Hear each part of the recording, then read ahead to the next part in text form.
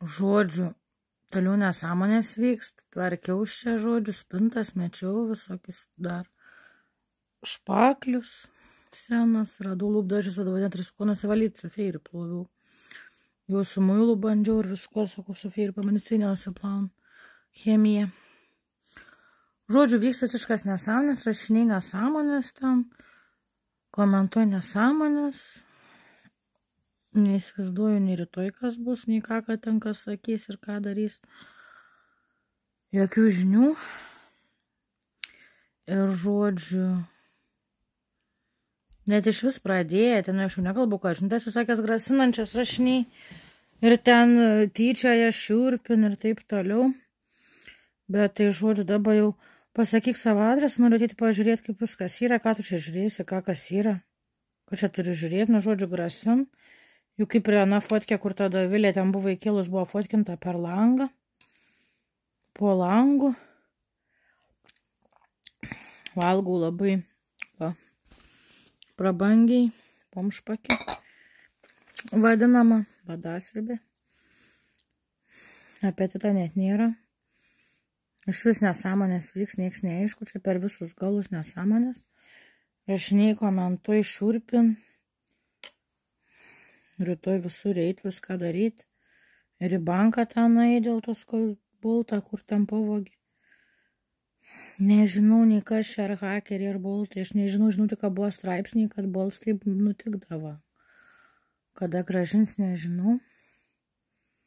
Iš vis nieko nebežinau, nei ką daryt, nei ko imtis. Darau kažką, kas įmanoma ir viskas.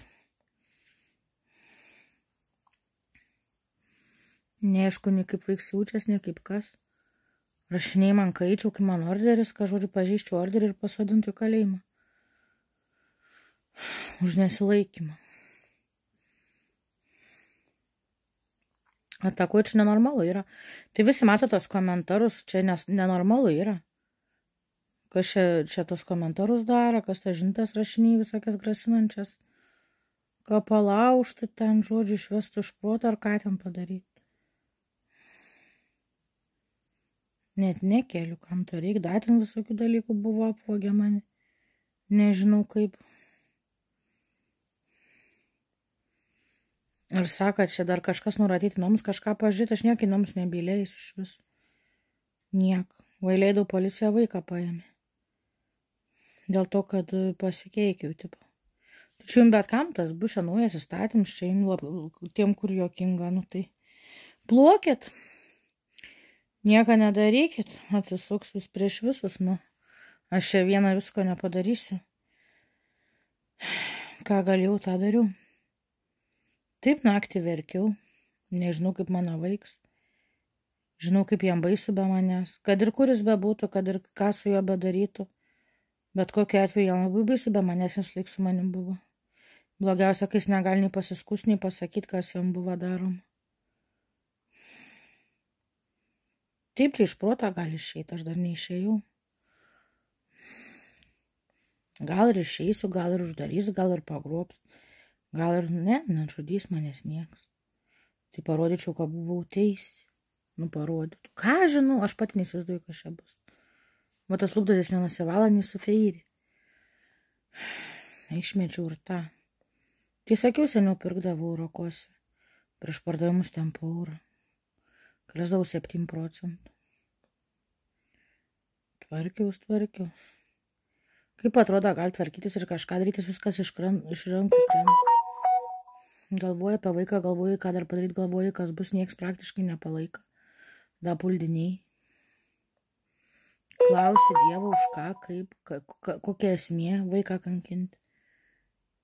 Kai jisai be manęs. Jis juk nieko nesupranta. Tik suprant, kad manęs nėra. Jis juk jaučiasi prie manęs kaip spaudės tada. Nežinau. Dėl kažkokių kebabų, kai iš visą laik terorizavo. Tai socialinė, tai vaikų teisės, tai policija, tai tas, tai anas.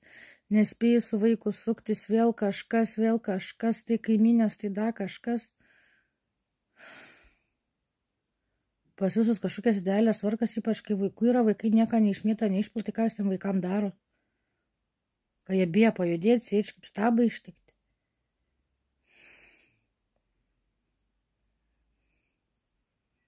Taip atrodo visas pasaulis prieš tave, kodėl, tai aš nežinau.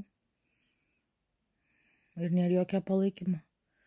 Na, aišku, morališkai yra žmonių, kurie palaiko, parašo. Ir kur nupirka ten tą batoną. Ir ten kitką. Kurodžių, grėtį, ten sūrį.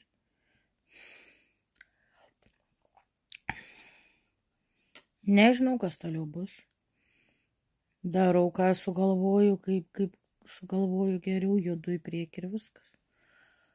Dar radau nesąmonę namie. Kepurė mano žeminė, kur buvo dingus, užmesta. Viršuje ant tos spintos. Tai aš ir tvarkaus pabiškį, ką viską išimt, viską išvalyti, dulkės, aš net kitaip nesitvarkau. Viskas laiko užim vienam viską daryti. Viską perplaut, viską apžiūrėti. Čia neaišku, ko darasi, kada pasigėsi. Man iš tikrųjų dzin. Nes aš nieką pakeisti negaliu. Ir provokacijom, gal reikia tiesiog pasiduotom provokacijom. Pasiduoti. Kai išvežtų, kur ten nori ir viskas. Nu. Kad čia atrodau bereikalingai tempiu gumą. Džiaukis, Edviniuk. Pasiekiai tikslą. Eideną pražudėjai, mani pražudėjai. Tikiuos laimės daug atneš. Motina Rasa, nu motina, kur čia besidžiaugs. Jau Dievas atsisuka, bet kažkaip jau gali prarasti tikėjimą Dievu. Nes atsakymų nėra, nei kas čia vyks, nei kodėl čia taip vykst, nei ką dar bedaryti, vienas laukia ne karys. Kariavau kiek galėjau ir kariausi. Bet kuom viskas baigsis prognozuoti neįmanoma, ypač rytoj, kai tiek visur viską. Žiauriausia, kai žmonės tokie nenormalūs. Ei, kuo tu neini keliais, ten kuo tu durų nelauži, kai iškart išvežtų. Ir tada net teoriškos vilties nebūtų vaiką atgauti.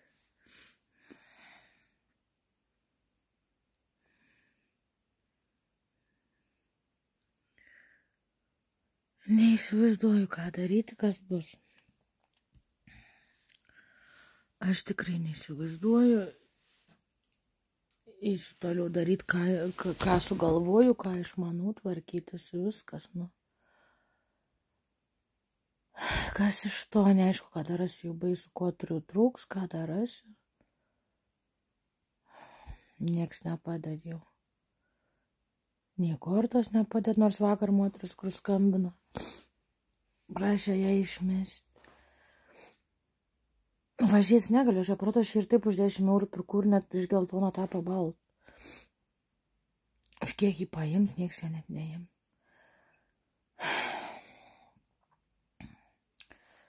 Moteris, kur vakar skambina. Paprašė išmest kortas, galvoju išmest. Sakė, viską pasakiau kaip ir.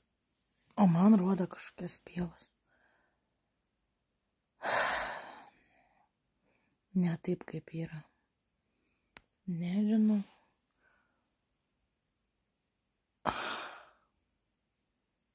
Neįsivaizduoju, ką dar padaryti. Žiūriausia, kai sakai tiesą, ant tavęs visi pil ir daugumą tik, ten nežinau, ko tikėti. Visi nevarytų, tai kaip tik čia bandos jausmas, bando užvaldyti ir suvaryti žmogų. Kiek tokiu atveju istorijai buvo, neprisimenat? Prisiminkit. Ir netokio jau senoj. Čia iš vis kiekvienam sveiko proto žmogui kil klausimus, kodėl čia taip, kodėl nieks nesikiš, nei Seimas, nei vyriausybė, nei žurnalistai. Vaiks ištems vidury nakties prikels, kai jo negali žadinti dėl epilepsijos, dėl keikimosi. Taigi beveik visi keikės. Čia iš vis. Viską dariau tik dėl vaiką, savęs iš vis nežiūrėjau. Kiekvieną savo jėgą atidaviau 4 eurų su 40. O dabar nežinia nei kuris, nei kaip jis jaučias, kuris iš tikrųjų yra. Žodžiu, beprasmiška čia.